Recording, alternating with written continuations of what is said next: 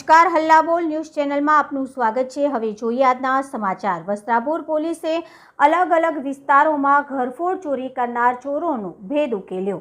અમદાવાદ શહેરના અલગ અલગ વિસ્તારમાં ચોરી કરનાર હિસ્ટ્રી સીટરો પકડાયા। અમદાવાદ, ઉદયપુર, ગ્વાલિયર 200થી વધુ સીસીટીવી કેમેરા તપાસ કર્યા પછી પોલીસને સફળતા મળી હતી। બંને આરોપીઓને ગ્વાલિયર મધ્યપ્રદેશથી ધરપકડ કરવામાં આવી। સુનિલ શર્મા અને સની જૈન નામના આરોપીઓની ધરપકડ કરવામાં આવી છે। ચોરી કરેલા સામાન સાથે કુલ 2 લાખથી વધુનો મુદ્દામાલ કબજે કરવામાં આવ્યો છે। વસ્ત્રાપુર પોલીસે ગુનો નોંધી વધુ તપાસ હાથ ધરી। હેડ ઓફિસ, હલ્લા બોલ ન્યૂઝ ચેનલ।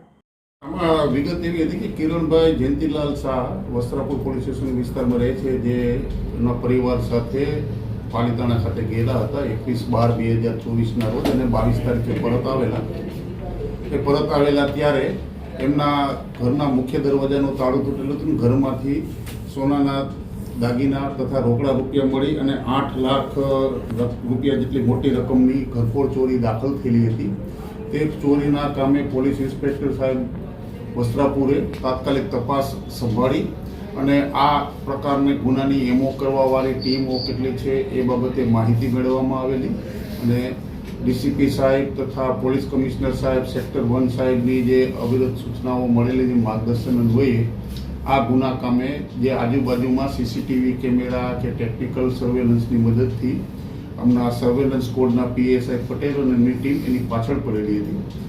એ આજુબાજુના સીસીટીવી કેમેરાના આધારે એક વ્યક્તિ જે મોઢા ઉપર રૂમાલ બાંધેલી પોતાની ઓળખ છુપાવેલી હતી એવી વ્યક્તિ શંકાસ્પદ હિલચાલ જેવી જણાતા એને રૂટમાં તાત્કાલિક એનું મેપિંગ કરી અને એનો પીછો કરેલો, જે છેલ્લે એમને ગીતા મંદિર ખાતે એ જ વ્યક્તિ જે અહીંયા જોવા મળેલો હતો એવી વ્યક્તિ ગીતા મંદિર બસ સ્ટેન્ડની આજુબાજુ જોવા મળેલી।